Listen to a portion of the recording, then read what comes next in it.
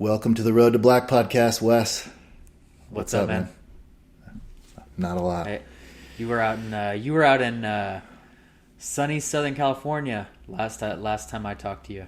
I was. Yep. I had a little, just a little getaway, 2.5 day getaway. It was nice.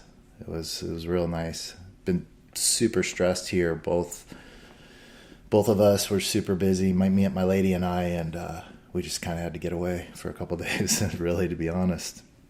Man, that's the way to keep your battery charged. You know. Yeah, you have to. You know. You have to. Little mini vacays here and there if you can. She wants long vacays, but it's hard. Running businesses is very hard to break away like that. So for those ones, we have to put in a lot more planning, and I got to get coverage at work, and so we got one of those coming up. But I'm supposed to go to Hawaii in a few weeks, so that's I talked to you about that, but that's a challenge in its own right. Is just trying to get over there, and they're saying they don't want really people coming over right now, and hey, this trip's been planned for months. It was already planned like twice before that, so it's like, oh, man, the whole COVID thing is just it's tough to kind of get around to some places, but trying to get the family together, get my kids together, and it's really hard. I don't know. I know our listeners have kids of all ages as well, but mine are all teenagers up to, from 15 to 23. We have 4 kids, so it's everyone is super busy. So to try to get those ages all together, they have jobs, they're in college, high school, school in general, studying, work. They all have, it's harder and harder to get people together. Yeah, it's tough. So, and life isn't. It's speeding up. The older you get, the faster it goes. It's just one of these things you realize, man. It's like, so I'm trying to take advantages of all the time I can to plan these trips, make some time for my family.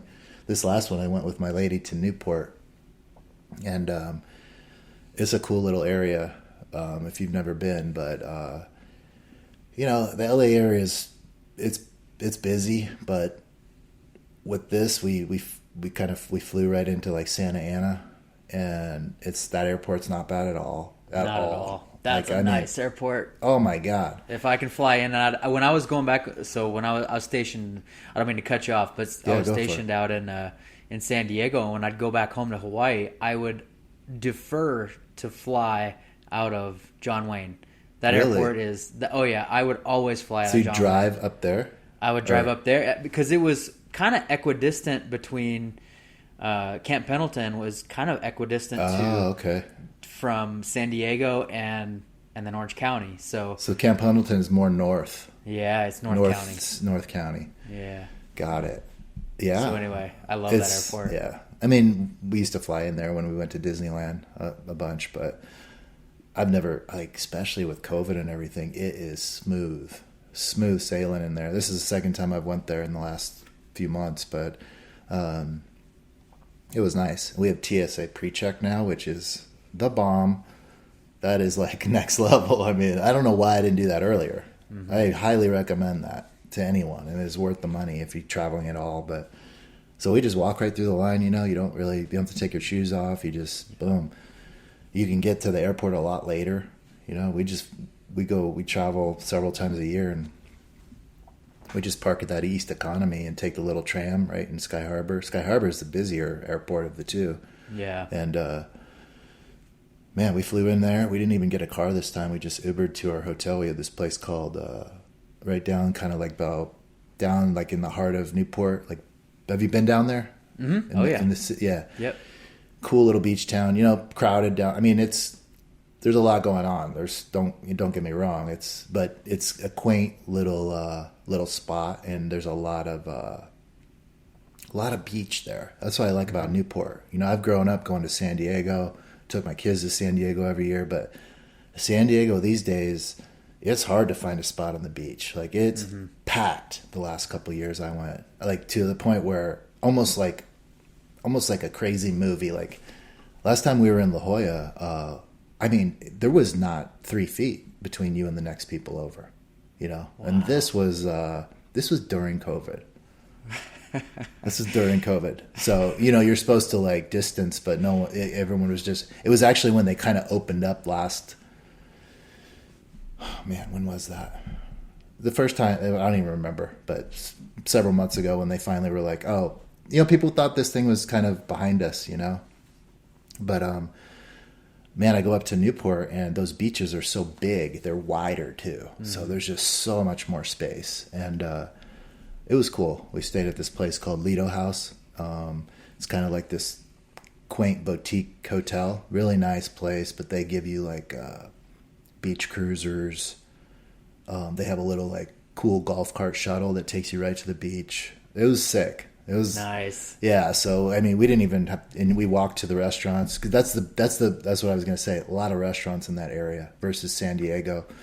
You know, if you try to go in San Diego to like a beach town with restaurants, it's not really there. You know, it's not. I've been up and down the coast there in San Diego, and you know, I mean, around Mission you can find some spots, but that's. Yep. You go to Newport and there's really nice restaurants. Like boom, boom. I mean, obviously there's a lot more money up there. It's kind of like that boating community. Yep. You know, every boat in the harbor is like $1 million boat, but it was cool vibes. You know. A lot of electric bikes. Like I want to buy an electric bike. They're everywhere down there, everywhere. So I mean, the cool ones, you know. I don't know if you've seen some of these things coming out, but like all those e-bikes and Super 73, and they look almost like dirt bikes, kind of. But it's a big, really popular down there. So they're renting them everywhere. People are all over on them. So it was a cool vibe. And man, one of the places I went to is this place called Buddha's Favorite. It's the best sushi I've had in a while. So highly recommend that area if you ever want to just pop down into that, have a weekend just to kind of reset, you know, because like I said, we just went to the beach and really spread out. Beautiful, perfect day, 78 the whole weekend, you know, perfect weather, perfect. So as soon as we got on the tarmac at Sky Harbor, as soon as they opened the plane doors, we're walking off the plane. It's like, whoa, it was Sunday night. You know, it was one of those times where it hits you. Every time you come back from California, it's like, whoosh, that wave of heat comes and hits you. Oh my God, I wish I was back. But that was my weekend. Yeah. Just planning more of those, you know. I don't know. It's the way to do it, man. Break up the everyday grind a little bit. Yeah, it's hard. Try to enjoy life a little bit. Yeah, life in general. I mean, it's hard, but especially as a business owner too. You know, like whenever it's crazy hard. You know, my business is all remote. You still can't disconnect, right? No, you can't. So like when I designed this business, I wanted it to kind of complement the lifestyle that I want. Mm-hmm. You know, I want to be geographically independent. I want to be able to go someplace and still sit down and knock out my work, but I can be in a completely different town or city or I love that. Every place. But still, you can't just let it go. Yeah. You know, you can't just, you know, there's positives and negatives of that, right? Absolutely. Like I have a business, I have both. You know, I have, you know, I mean, I'm online with my apparel business. I still have a shop that I have to ship stuff out of, obviously a warehouse, so I have to be here. But ultimately, that'd be nice someday to, you know, I would like to be more remote and mobile. But with ChillFit, that's like a brick and mortar, that's a business that's open 7 days a week. So that's really tough with that one. Even if I have coverage, you know, you're always thinking about it as a business owner, you know, and that's for you, you're remote, but guess what? That's also a negative in terms of you're always expected to, you're just there. You're online all the time. All the time. There is no Monday through Friday. Like, not really, because every day's the same for you, unless you schedule it differently. But, you know, people's access to you is the same, I should say, versus, you know, you don't have a store that's closed on the weekends or something. But this kind of, they can work this into like jiu-jitsu, and it's like I have friends that are gym owners. I'm a coach at our gym. I know what the pressures are of an academy, and same type thing, man. It's like, I tell a couple of my buddies that want to open gyms, it's like, you have great jujitsu. You know your shit, and that's part of it, right? You got to have some skills to be able to share those skills and teach people. You have to be a good teacher and leader, all that. Then on top of that, you got to be a business person. That can be the hardest part for a lot of people. There's different approaches. You can have a team of people opening an academy, let's say. I've seen, that's definitely a successful model, where you have maybe a coach or two. Then you have people that are running the back end, right? But a lot of people don't have that opportunity. I know both, our gym has multiple employees at this point. Gustavo's built it up to, he has people running certain things and operations. He has several coaches and instructors there. But I also have friends that have just a single coach gym, it's just one person running it, and it's like, that's tough, which is what you have to do when you start a business a lot of times, it's like, but that's a lot, because my point is think of your academy. And this is why we've mentioned this before, if you love your academy, pay all due respect the fact that in any service you get, you kind of got to put yourself in their shoes, but especially like an academy, they're offering you all these courses every day, whether you come or not. It's out there that they're open on that day, so they're working all the time, for you. And that's what it being in the service industry is, really, and that's kind of where we are, you know what I mean? That's sure. Really what we're doing. We have clients that pay us for our services. So, man, you got to be available all the time. So having an academy, you got to have the skills to pay the bills, but also you have to have the coverage. Same thing with academy owner. You don't see these guys taking month-long vacations or, it's like every travel. And then on top of that, a person like Gustavo or any academy owner, all academy owners that have competitors, every friend we know that owns an academy, think of how involved and how many competitions your vacations become work, and work becomes a vacation. I'm going to Florida to coach my team. We better tag on. We better have some fun while we're there. That's the brutal reality of some of these service businesses. Is like, especially in jiu-jitsu. Because now so. Kind of went off on a tangent, but I actually have friends that I've had this conversation with. It's like, I would love to start a gym someday. Well, I always try to make sure that everyone's thinking about all these things that I didn't even think about when I opened my own business, because you get kind of pigeonholed into something that you weren't really, and I'll be the first to admit, I used to be in the corporate world where I would get, when I left, I had 6 weeks of paid vacation a year. 6 every year. If I didn't use them, they carried over. Like I could take a month and a half off if I wanted to, It's because I was there for so long. That was something when I wanted to open my business so bad and do my own thing, I completely almost blocked that out and didn't really focus on the detrimental effect that would have, on really the ability to live life, in some ways. And I'm just being frank, having my own business, it's freeing in some ways because I can do what I want. I can, day to day, I can manage my own thing. But then again, every day I have to manage my own thing. It's like I'm not working for someone else that I can just tune out and turn off for a couple weeks on a vacation. So and we have listeners that are in both worlds, obviously. I have great friends that are entrepreneurs and they are locked in and they don't have as much time to do things because they have so much responsibility.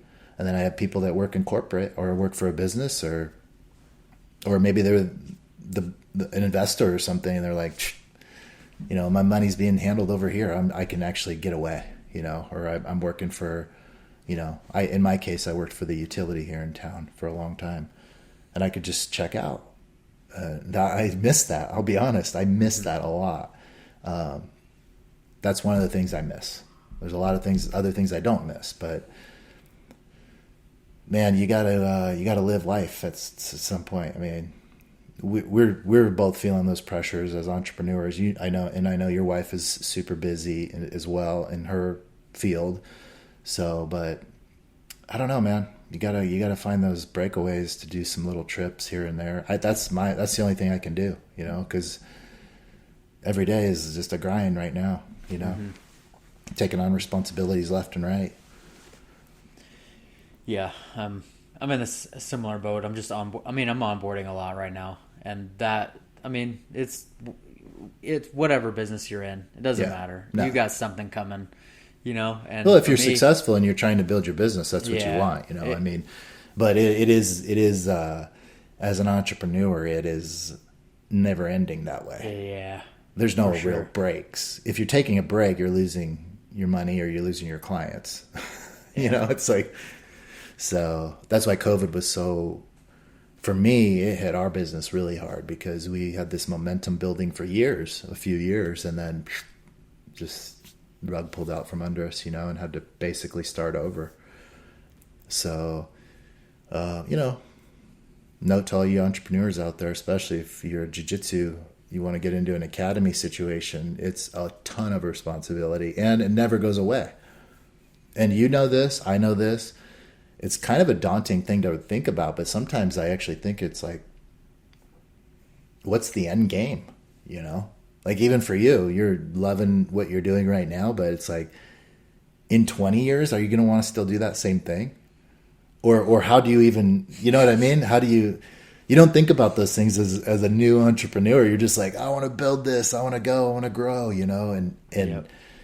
And that's the same thing with academy owners. So don't, a young 26-year-old black belt's like, I want to open my academy. You got a long life ahead of you. And hey, if you fall in love and that's what you want to do, but you also, I want to do jiu-jitsu my whole life. I want to have an academy. But that means you're going to be a business owner for your whole life. Yep. So just be prepared for that because the two aren't the exact same.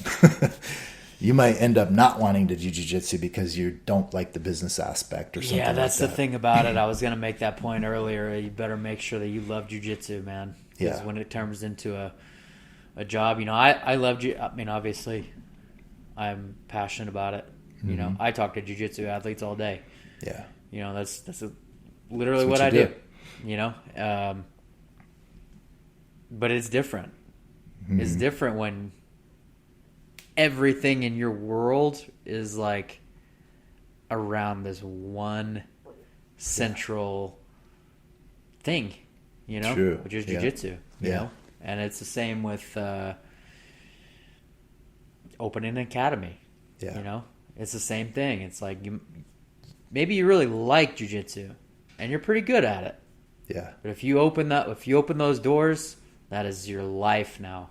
Yeah. There's no escape.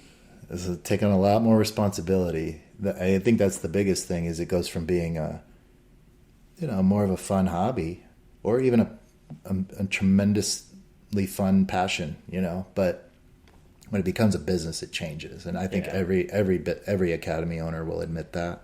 Doesn't mean it's bad. It just means it's different, and there's been plenty of guys that have opened academies and closed them because of that reason or didn't want to go that route, maybe for you're just an instructor is a better opportunity, that's always a great, obviously completely different, but you can be a paid instructor at an academy and get the joy of teaching and doing jiu-jitsu for very many years without the side of business ownership. So, but there's plenty of guys that are in that situation too, where you might have an academy owner or an investor, or let's say it could be a blue belt. I want to open a gym. All you have to do is find either your black belt or someone else, and you're gonna maybe you or several people are running the business portion, and maybe you're the black belt with the passion for and you don't have to be so entrenched in the business side. It's just so hard to do both. I have really good friends that do both. Well, Josh Garrett and his wife is a perfect example. They're very involved instructors. They both run that gym. They both train. They're both instructors. And they're both younger. So it's a great example of how it can work, but they work their butts off. They do. They work their butts hustle. off, and I don't see them going on any couple-week-long European vacations. So, it's a hustle, man. I just know from being a business owner myself and knowing academy owners, jiu-jitsu, and really any gym, right? I mean, that's the gym life. It's one of the ones that people want access all the time too. But yep. So if you're an academy owner, that's what I was gonna say. And we were talking about this a little bit earlier on retainment of athletes. And since we both work with clients, and as do academy owners, you got to think of everyone that comes in. They're a student. You want to teach them the art, but they're also a paying customer, right? I mean, let's be real. That's what this stuff's not for free. I mean, Guerra made that exact point. I mean, that was exactly his. At the end of the day, these are. I think that's exact. Yeah. His exact words was, at the end of the day, these are paying customers. Yeah. So you got to. I think he talked about that too, but a good kind of point to talk about is how to retain those people. You and I were talking about people that still in jiu-jitsu, we get passionate about it, but there's still high turnover for newer people. And I don't know, I have a recent experience with that. It's I don't want to say no one's really going to know who this is, but I got a younger guy come in like a month or two ago, and we have a mutual friend, and he started training at our gym. My mutual friend had said, well, this guy, he's a white belt. He probably in his late 20s, early 30s. He went and trained at another gym here in town, and he didn't fit the vibe there so much, so he wanted to try GD. And or he lives or goes to school over by GD or works over there in Tempe. And he asked our mutual friend, he said, "Do you know anybody over there?" And he goes, "Yeah, I know Paul." So he goes, "In fact, I think he's coaching some of the classes. You should check it out." Sure enough, literally 2 days later, he shows up in my class, and he's like, "Yeah, my friend just told me about that you were coaching it," and he didn't know it was he didn't know I was teaching that specific class. So we met, and we found out who our mutual friend was, and everything was cool. He told me his story. He had been training, I believe, 6 to 8 months at another place. Took the last few months off because I think he was having a tough time with it. He's getting the white belt beat down, basically. Training for several months, but not getting anywhere. He's not the most athletic person at this time. I think he was an athlete in his younger years, but he talked to me probably he came 3 days straight one week, okay? And he talked to me every day, and this is just who I am. So I was just talking to him in a personal level, what his goals are, what he wants to get out of this class. As a coach, I'd like to know that. I know most of these guys that I coach because they're my training partners for many years. They've all been there, but anybody that new comes in, you got to kind of coach them up and teach them what the expectations are and what, that's part of it. If you just go into a gym and you're brand new white belt and no one's really telling you what to expect, you really have literally no idea. And I think a lot of us go through that. I did. Oh, for sure. I had no idea about really anything, how much I should train, how hard I should train. I didn't know what I was even getting into, honestly. You think you do. I know this jiu-jitsu. Maybe now you can know more because there's so much more out there, Imagine now what access you have to just search the jiu-jitsu hashtag on Instagram, but it wasn't that big of a thing. Online tutorials and stuff weren't that big of a thing when I started. No, for sure. For sure. You could go on YouTube obviously and look at stuff, but now you can literally just be on social media and go inside someone's gym. I know. On an Instagram live and see exactly what goes on inside there live. So it's amazing access. And I've talked to new people about that. They're like, "Oh, man, I just follow a couple really like a Tom DeBlass or something that are like people follow these types of people just because they're engaging, they're encouraging. Mm-hmm. They don't even train jiu-jitsu. You can look on like a BJJ Fanatics post or something, or like the BJJ Fanatics Facebook group, which I'm in, which many people are in. Yep. You see people post on there. I just went to I've been in this group for months, and I just went to my first class last night. What is that? I pick up on these things, you know? People are literally in a jiu-jitsu fan group for months, 6-8 months before they have the courage or the wherewithal to get in there and finally sign up. So I always like to kind of pull that out of someone, you know, when they're starting. What got you into it? What are your goals? You know, just as any coach, you know, would in another sport, right? You mean, you want to kind of know what you're dealing with there.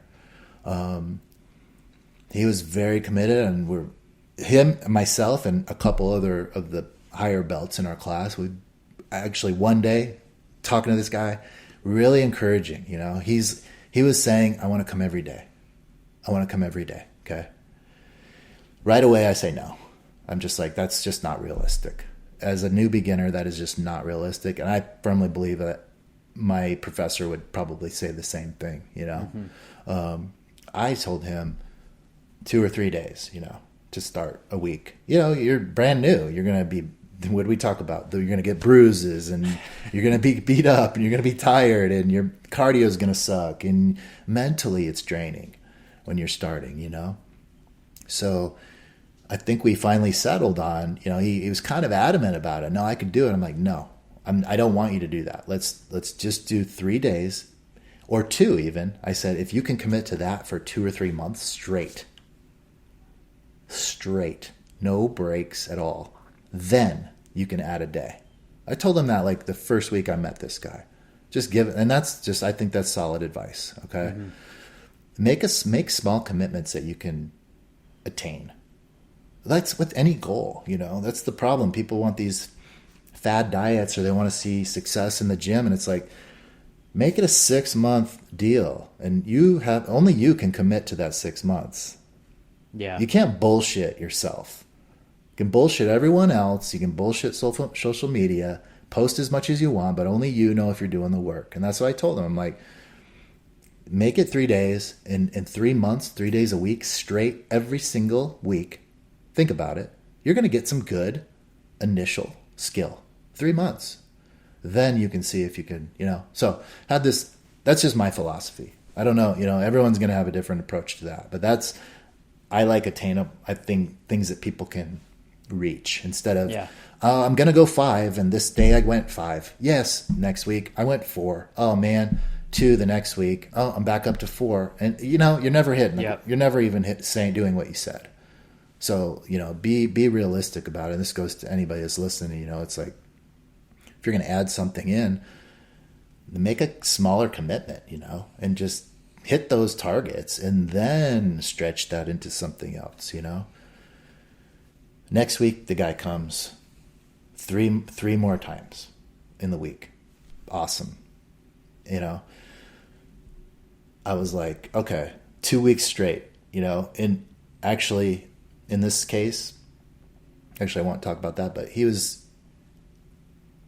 I'm just not going to say what I was going to say, but he's there. He even showed up to, I believe, someone's promotion, is all I'll say, a recent one. So he was involved, okay? 2 weeks. I know this is a long story, but haven't seen him since.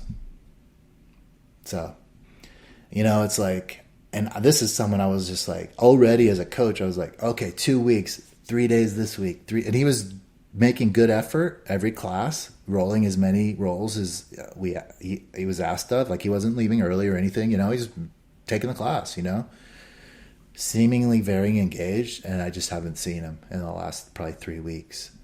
And I'm like, oh man. So as a coach, I kind of experience what many instructors, obviously gym owners, experience many times, is just people fall out at white belt, you know, and blue belt. But, you know, especially newer people that just can't get into the groove, you know. So I digress, like, long story there, but that's kind of what we were talking about earlier, is just how do you there's a perfect example. Like I spent extra time, as did other people, talking and coaching this person up just to get them in there, just to set a good schedule for the person, really encouraging. And it just didn't pan out. Maybe it will, but the consistency wasn't there. It hasn't been there, because that was the whole point of our 2 weeks long of conversation. Because my class is real tight. Our mornings everyone is very close in there. It's a very similar knit group, very much the same characters for the last several years. There are new people that come and go. There's new people that come and stay, but we're always encouraged, and it's a good group, but it's an early morning class. So, it's not the easiest thing to commit to jiu-jitsu, then commit to being there at 6:15 every morning and getting your, training on. So it's kind of a different mindset. But we always try to encourage, this, you were part of our group. We want new people to come in, Yep. I tell people all the time, I'm like, if we don't have a new crop of white belts coming in, we're just going to be all the same old colored belts and the same old training partners. We're not going to get any new looks and new skill sets. We all have to be challenged, and you want more people in the room. So it's important for us to keep our white belts around. That's the way we look at it. That's the way I look at it. Kind of an adopt the white belt type thing. But it is also, you have to be realistic. Gustavo, our academy owner and professor, he's I think I mentioned he'd probably seen hundreds and hundreds of these, and one of my friends corrected me. He's like, probably thousands of people come and go. Thousands. Yeah. Which is mind-blowing. The guy, he's been coaching for 20 plus years. So, but every year you're seeing new people come and go, and it could be somebody that's trained in a few months, but you could just get somebody that tries it out for a week or two. But you still, as a service, you have to offer the same service. Mm-hmm. You're welcoming them in, you're giving them the introduction classes, you're explaining everything to them. And so, yeah, I have a client, I won't say the gym's name, obviously I won't say the client's name, but this gentleman trains at a very, very high level school. Very well accomplished, multiple world champions in this school. Very accomplished, just like competition. It's a competition school, very well known, very well accomplished. And I had no idea that he trained at this school. And I started asking him, whenever I onboard somebody, I like to talk to them about like what their class structure is like. How many days are they training? What are the expectations from their gym for how much are they training? Are there expectations from their gym coaches and owners for how much they're training? What does a comp class look like versus what does a regular class look like? So I take in all this information about everybody. And so he starts in he's like, well, I think he's like a blue or a purple belt. And he says, every 3 months, so quarterly, we have to fill out these surveys that go to the owner of the gym. And they talk about like, what are my short-term goals? What are my long-term goals? How can the coaches help you accomplish those goals? What are your expectations for coaching? How do you want us to coach you?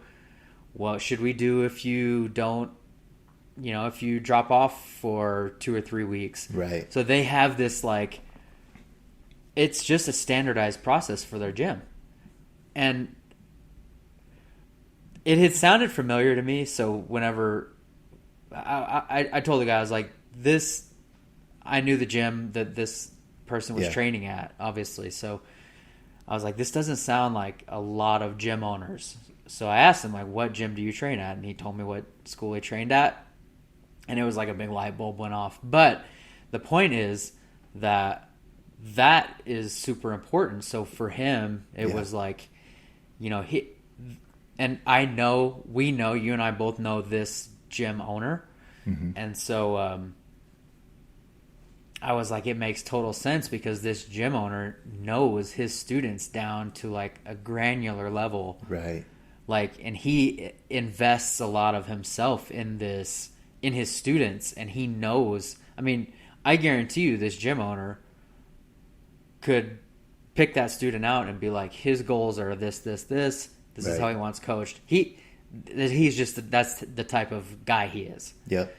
And I think that's super important, knowing, because sometimes what it takes for, and that's for my business, you know, it's an accountability buddy thing, right? So like, it's for this white belt that maybe didn't show up. Maybe, you know, something came up for, you know, maybe he had something come up with work. He couldn't get to one class turns into 3 classes, turns into Right. a week. And really maybe what he needs is somebody to be like, just a text, hey man, I really want you to get you back into class. We're welcome. Yeah. We'd love to welcome you back. And I think that going back to that gym owner who does this for every student, one, it shows like his investment in the students, but now but also he now has a process on how to coach that student to get him back in the doors, get him accomplishing his goals, and get him on track before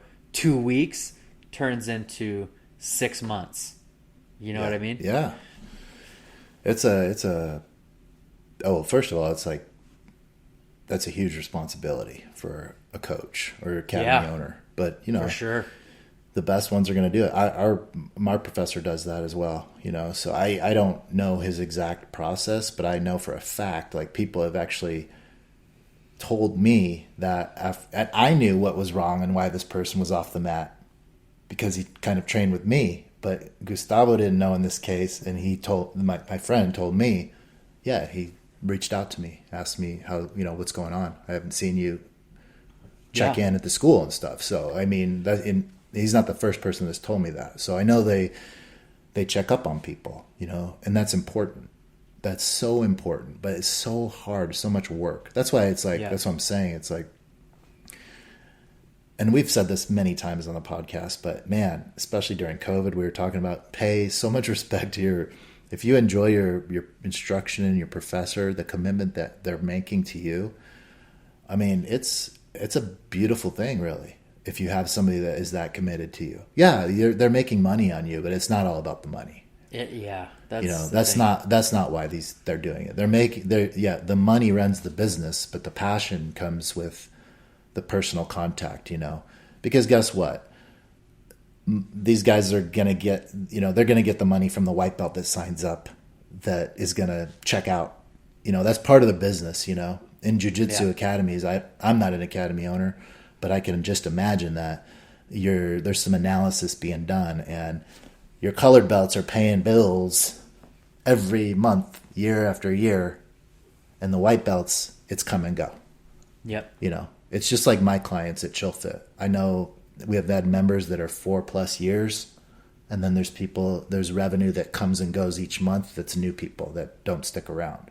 Yep. So you can look at it that way. I mean, that's what businesses are with new clients. I mean, and you'll find that too when you do the same thing. You'll have the same type of people paying you that enjoy your services for years, and then you'll have people that come and go. Hopefully they all stay, but you know, maybe they don't need to.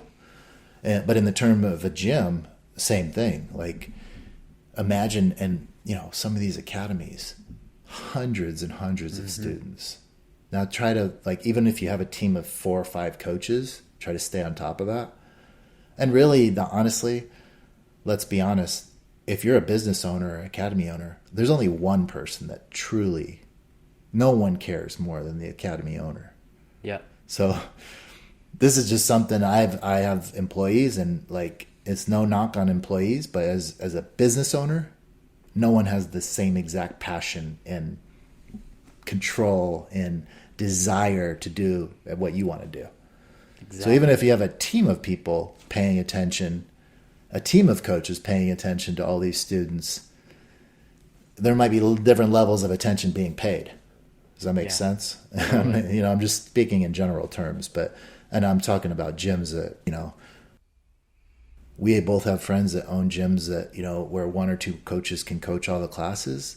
But then there's, you know, there's academies like Henzo's or something in New York, or some of these bigger, I mean, you know, 1,000 students, more. I don't even know. Thousands.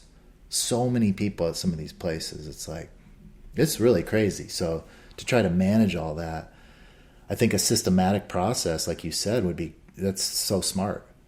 Yeah. And it's a commitment on both sides, you know? So it kind of keeps, you know, and actually I don't know, like, I'm not involved with that part of our gym, but, you know, as a coach, that's what I was trying to do with this person. For sure. Is engage and really create a very quick relationship and bond with myself, but also the team, that they would feel welcome to come back, you know? Mm-hmm. And that's all you can do. Really, that's really all you can do. You know, you can only lead a horse to water type thing. You know, it's not going to be for everyone, and it's going to be harder for a lot of people, you know. But we try to just set in our gym, you know, I think you just try to set a good vibe. I think most gyms do. You have great instruction, but a good vibe. I mean, I shouldn't say most gyms. Don't. I realize, like, on the podcast we generalize a lot, and it's not a great thing. We just do this in life, right? We all do. And you hear that in every podcast I listen to. There's a lot of generalization going on, but there's just, especially in jiu-jitsu, there's so many walks of life in terms of gyms. Mm-hmm. It's just, I realize that more and more as I hear more of how these gyms operate, as I see more on social media, and there's just all different flavors, you know? That's why we've said so many times on the podcast, it's like, you know, if you're not really years in and committed to your professor and you're starting out, don't just give up if you go somewhere and you just feel like you don't fit in, you know? Yeah. And that's kind of where this guy was at in another place. So I also knew that because he shared that with me. And, you know, it was just, he's trying, maybe it ultimately didn't fit in with us either. I don't know. Or maybe he's just, like you said, some other circumstance came up. My point is that's not the only person I've seen in all my years. You know, you see a lot of people come and go, you know, and some end up being good training partners for years and then fall off. You know, I have a couple higher belts that I trained with for a few years, and I know they're not training right now. We've talked about this on the podcast too, and you know these people as well. But circumstances come up, you know. But going back to like newer students, retainment, I think even for listeners, everyone can do, and I think a lot of people I know do this, is just be welcoming, you know. Kind of just reach out and even saying hello, you know, to somebody that's brand new walking on that mat for the first time. It's intimidating, you know. Everybody out there knows what they're doing. Yep. They all know how to tie their belt well. And somehow your belt doesn't look like theirs. You just look all disheveled and fucked up and new and raw and unathletic, even if you're athletic. Yeah. You know, you put the gi on the first time and you just... What is this There's just a white belt look, you know? Totally. When you're new. When you're green, it's new. like... Yeah. There's for sure a white belt look. It's pretty raw. It's pretty raw. You know, you get a couple... start getting some stripes on your belt, you get some rolls under your belt, it changes. But yeah, you know, it's got to be fun for people. But I think a fun learning environment. I think you can attest to that. That's when we've probably had the most fun, is like great coaching, great teammates, training partners. You're having a good time. You're learning something. You know, I think that's super important, is to like really be able to go home every practice and at least know that you had some good instruction, you know. I mean, really, isn't that what it's all... And that doesn't exist everywhere, but, you know, you got to be feeling like you're learning something. Mm-hmm. You know? Yeah. I like to go in and just kind of be blown away by the instruction with my professors or my coaches, you know. That's the way that's when you get the best out of it. It's like, oh, okay. Especially when you're training for a while and you can start applying things more and more, you know, or not, understanding what works in your game. I've learned to lean in so much more, even especially now being up here and away from everybody. Yeah. I mean, especially on the people that I've learned so much from and pulled and plucked so much out of their game, I've just learned to lean in so much more on those folks and they're my coaches. They're people that they brought me along, you know. Your peers. My peers. Yeah. Like, I've just learned to lean in so much more. I mean, I talked to Josh Rodriguez, who we've had on the podcast just a couple days ago, and we spent probably 30 or 45 minutes just talking about competition and, like, preparation for competition. And some of the advice he gave me, I just, like, I would have never got that anywhere else. Yeah. And I can't say that I wouldn't have gotten it somewhere else, but I've just developed that relationship with him. Right. You know, you to didn't where get it's it. like, right. You know what I mean? Like, you wouldn't have got it unless you developed the relationship. That's right. Unless you had those relationships to get the information from. And to kind of be a little bit, and not just a little bit, but to be a lot vulnerable with him and be like, look, like, this is how I'm doing this. I don't know if this is right or wrong. I don't know. Like, I'm not at a big team anymore. Yeah. You know, like where you're running my competition camp, where Gustavo is running my competition camp, where Orlando or any of these other guys. Mm-hmm. Like, I need you to help me. And it was like, he just laid it all out. I mean, we sat there and just worked through a lot of it. And I was like, awesome. I got off the phone call and I was like, man, what would I do without having developed that type of friendship for one, but that type of coaching student kind of relationship with trust, all of that. You know, Josh has been there. I've talked a lot about Josh's influence on me and you, obviously, of course. But like, so going back to the point, I've just learned that to lean into those types of things even more. Yeah. That's what you got to do. I mean, that's the beauty of our sport, is the sharing aspect. And I think that starts with welcoming white belts in. You know? That's right. We're lucky because we've been doing it for so long. And really, you develop the friendships. That's what it is. I mean, I've been thinking about this a lot. Like, I have a lot of friends outside of jiu-jitsu, but guess who I see the most? They're all my friends in jiu-jitsu, because that's what I spend the most time doing every day, you know, or several times a week. I'm seeing these people.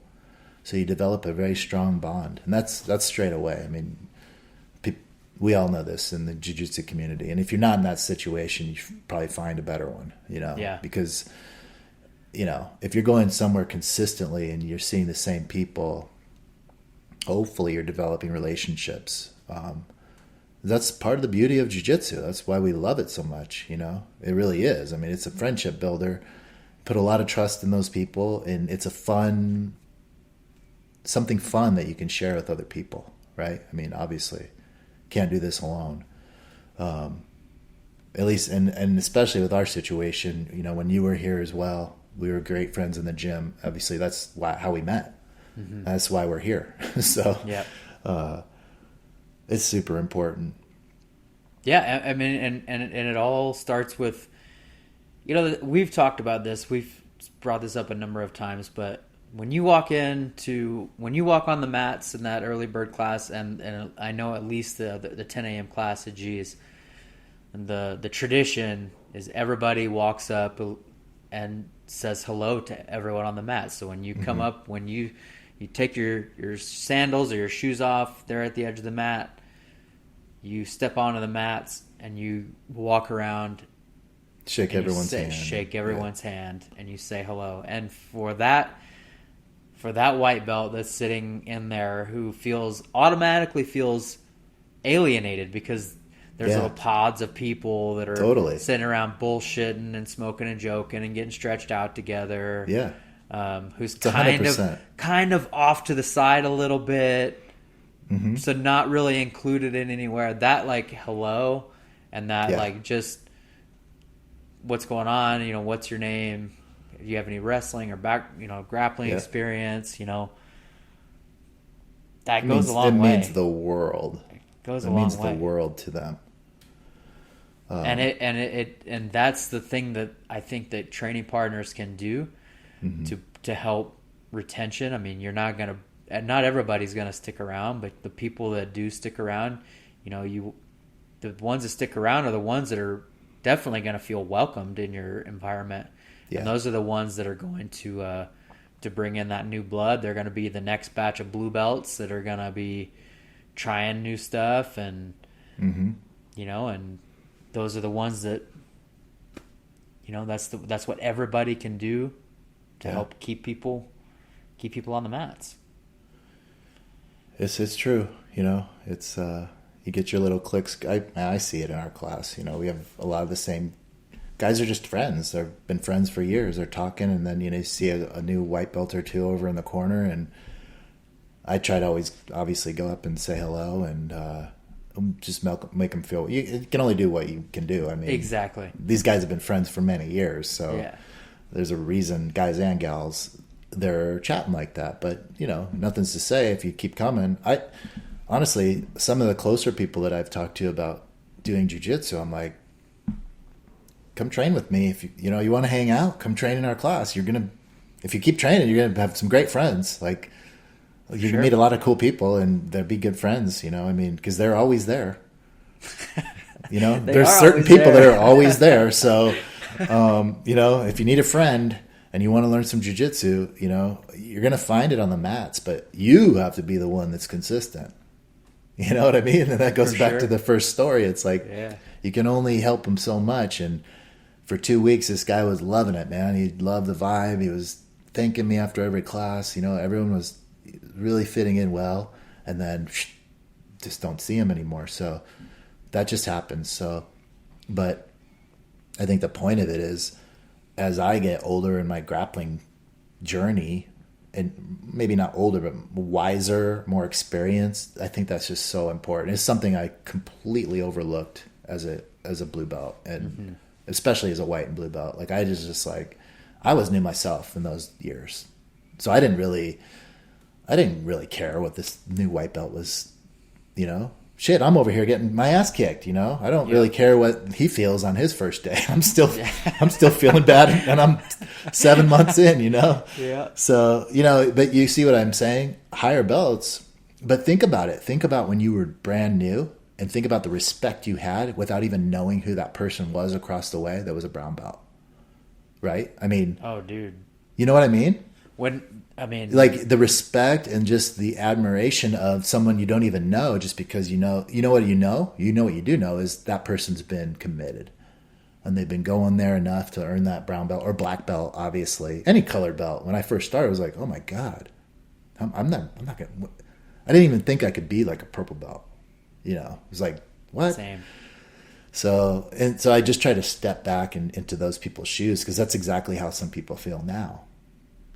I've literally talked to people about that. Brand new white belt, whatever. It's like they just don't see. I try to tell people right away. I'm like, if you stay I talk about the commitment per week. That leads to months. That leads to years. Next thing you know, you're getting your blue belt. Huge accomplishment. Probably didn't think you were going to get there. When you first started, you didn't even really know when you could get there, but you're there. And then you just work upon that, and it's just that experience that comes. But we could all do a definitely, if you're a colored belt out there, you're skilled. If you have a blue belt and you're from a legitimate school, I mean, I'm going to call you right now. You have a lot of skill. You've been training jiu-jitsu. You're not as skilled as a black belt. Not even close. You don't have the time, but you have a lot of skills. I kind of attribute it. I like this analogy, and it's like, I've been really thinking about this a lot lately. Jiu-jitsu is so special because it's a language that we're all learning. You're literally learning a language. It's not promoted as a language. I mean, not really. Some people say the language of the art or whatever. But there's no college course for this language. There's no, you know what I mean? There's not some official jiu-jitsu, martial arts aren't these languages that people are put it in those terms, but it literally is that. Because think about it, when you're learning a language, you're only so skilled until you start practicing and becoming more and more versed in it, and more time is spent. And if it's your second language, everyone knows, and I don't know a second language other than jiu-jitsu. I'm going to call it my second language. Make a t-shirt in Royal Union. I just thought about that. So it's their second language. It's like, the point is I'm trying to make is you learn this language and you really look at it, think of it as an outsider looking in. So think of it as that person doesn't really know jiu-jitsu and it looks at like a Lucas Lepre DVD. This guy's fucking a master skill set from all positions. Someone that doesn't know that is literally, it's like a different language. That's what I mean. It's like, we have to like give ourselves a lot. I don't feel like people that are athletes give themselves enough credit a lot, because we're always looking for more. We're always looking to get the black belt, to get more skills. But that's what I'm saying. Like a blue belt is pretty skilled in this language. You know, you can hold conversations. You understand sentences, even though you can't maybe say them all, but you understand positions. I'm trying to relate it to that. But especially if you're an outsider looking in, you have no idea. Me and you roll in a technical flow or something. Someone that doesn't know what we're doing, doesn't see all of the different words and languages and sentences and paragraphs within that story at all. Yeah. They can't even comprehend it. It's like me reading a paragraph of Chinese. I literally have no idea what. So I like to kind of think of it in that way. It's like you're learning this very specialized language, and that really is what it is, because we are communicating in jiu-jitsu with our bodies and our movements. Mm-hmm. Think about it. We're not talking through. I'm going to do this lasso sweep into, you don't talk through jiu-jitsu like that. It's the movements that I understand of what you're doing and you understand what I'm doing, that we communicate that way. So it's a cool way to look at it, but it also I like to encourage newer people in that way, because it's not impossible to learn. It's like a language. You can definitely learn one, but it's hard and it takes a long time and a lot of commitment and a lot of practice.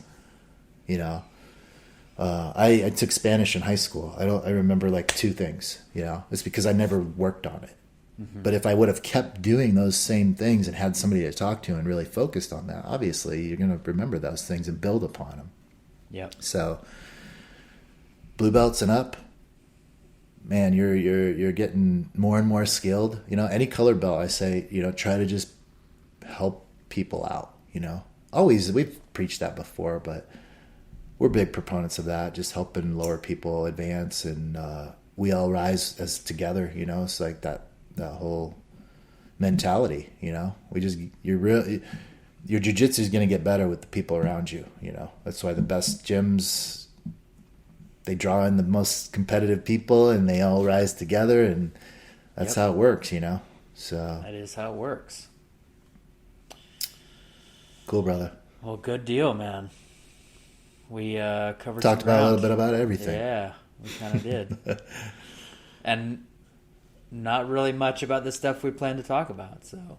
Well, another episode. Yeah. Yeah, in terms of like, I am working on scheduling. I've mentioned this before. I won't even say his name, but I'm working on scheduling a business school owner, academy owner, another one. Just got to find a date with him, get him on, and he's going to have some really good insight into what we talked about, retainment for students. And we have some academy owners that listen here, and it's not that we're bringing them on for those people. It's for everyone. You just kind of see. It's kind of cool to see from academy owners' perspective what the expectations are for students. If you're a student, Mm-hmm. And if you don't know what they are, you should probably find out. Yep. But he'll share some of that stuff with us and share what he does in those regards. And other than that, check out this shirt. It's been online for a while.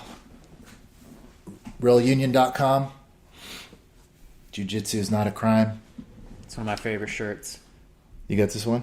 You got this one? Yeah, I got that one. Josh Rodriguez wore it to the Phoenix Open. So I saw him there and he had this on. I was like, That's what, when you mentioned his name, so I thought I'd promote it. Still available. Got some sizes left, so check it out. RollUnion.com. Guys, go check out Wes if you need any kind of personalized one-on-one instruction for, jiu-jitsu stuff, therapy, strength, conditioning, setting up a program. Obviously, he works with a lot of cool software right now. He's been doing a lot of testing. I've been doing some. I finally got the platform. I have been testing so many different platforms and things for data and how to collect data for conditioning, because ultimately you want to be able to you want to write your program, you want to do your test, you want to write your program, but you have to have some way to make sure that that it's working, right? Especially for conditioning. And you have to, the way that I'm doing that is tracking heart rate recovery, heart rate variability, sleep, activity, and it all comes from this new system. I'm actually beta testing this company's coaching platform, so I'm like signed on with this company. Nice. We're working back and forth on like how to improve it. I love their vision for where they're going in the future, and every other wearable and data capturing platform does not give me this. It's like it'll give you these two things, but then what I need for jiu-jitsu athletes are these. It's not things. Specialized it's enough. It's not enough. And I finally found, and the best part about this is developed by a guy that has done conditioning for combat athletes. I'm super pumped about it. So we're off to the races with that. Okay, follow Wes, BJJ Physio. You can see some of that. He's posting a little bit of the data, and let's do an episode when we get this. When you get it all solidified and you get that thing in use, I think we need to do an episode, and we'll talk about that, share some of the findings and what that thing can do, and really promote that and get it out there. And I can't wait to see more and more of that. There's just the wearable tech is really coming on, and it's supposed to grow tremendously. Mm-hmm. And man, if you could, it'd be nice if you could just pull up a dashboard of your health, right? I can do it someday. I can do it now. Exactly. So let's talk about that in another episode. I'd love to hear more about that, as would our listeners. So guys, check out BJJ Physio, RollUnion.com. If you're in Tempe and you need some therapy, cryotherapy, we've been doing a lot of localized treatments on athletes' injuries. We put cold right on the specific area of your body. It just helps with the inflammation and pain right away. Chill Fit Cryo in Tempe. Check them out on Instagram as well. Everyone have a safe week. We're out of here.